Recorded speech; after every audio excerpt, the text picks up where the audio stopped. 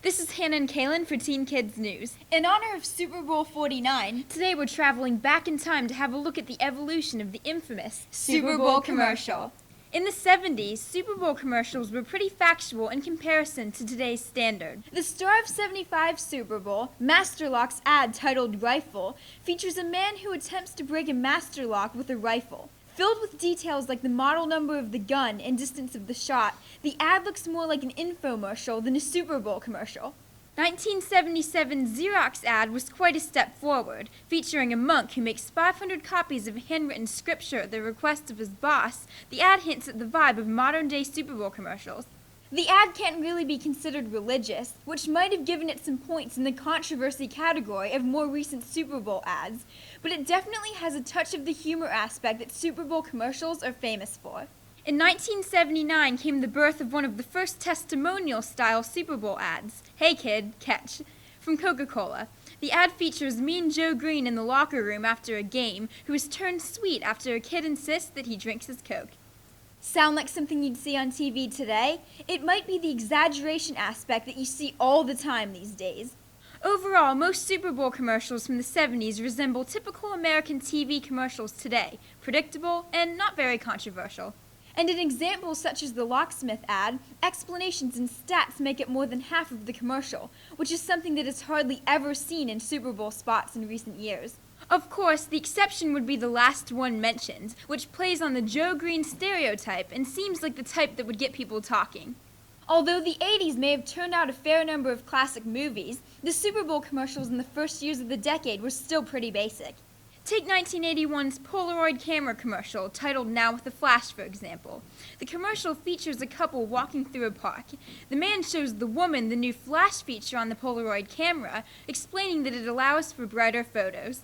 And that's it. Pretty basic. In 1982, McDonald's decided to mix it up a little bit. One ad shows two kids playing hopscotch, singing the McDonald's menu like it's their favorite song. Soon, the whole neighborhood is singing right along with them. In 1984, Apple released a commercial introducing their new Macintosh computer, one that some consider to be the greatest commercial of all time. The ad has an exciting plot that involves an Olympian and a police chase, and a catchy tagline which references George Orwell's novel, 1984. In the 1990s, the action began to pick up. A Nissan car commercial titled Turbocharged Dream featured Nissan 300ZX Turbo being challenged by a sport bike, racing car, and jet fighter respectively. Also in the 90s, there was a focus on characters to promote products. Miss Piggy is featured in two Lay's ads, Bugs Bunny is featured in a Nike ad, and Darth Vader appears in a Pepsi commercial. By 1998, there was a wide variety of commercials, much like there is today, although the focus on beer and soft drinks is becoming more noticeable, and we see the first of the website commercials. The year 2000 was a new century and a time of new technological advancements, especially when it comes to the internet. The year in Super Bowl ads is sometimes referred to as the .com Bowl, as 17 website advertisements played during the big game. The year also featured 5 beer commercials, 2 Bud Light and 3 Budweiser. Interestingly, 3 of the 5 beer commercials involved animals. The standout commercial of the year was the one for the E-Trade website titled Wasted $2 Million. The commercial pokes fun at the amount of money spent by advertisers on Super Bowl ads by displaying across the screen, "Well, we just wasted $2 million as 2 men and a monkey danced to La Cucaracha." In 2002, Budweiser played a commercial which showed the Clydesdales bowing in respect towards the New York skyline as a tribute to the victims of the September 11th attacks. The ad was played only once, though it was available online for a year after. In the 2010s, beer, car, and snack ads dominated the Super Bowl scene. Celebrity appearances, high-tech, high-action scenes, and compelling storylines made these 30-second spots possibly more talked about than the game itself. Like the Bud Light commercial that features men who talk like T-Pain when suddenly he shows up at the party. Or the one where Betty White is playing football and keeps getting tackled. Did you even know commercials could be nominated for Emmys? This one did.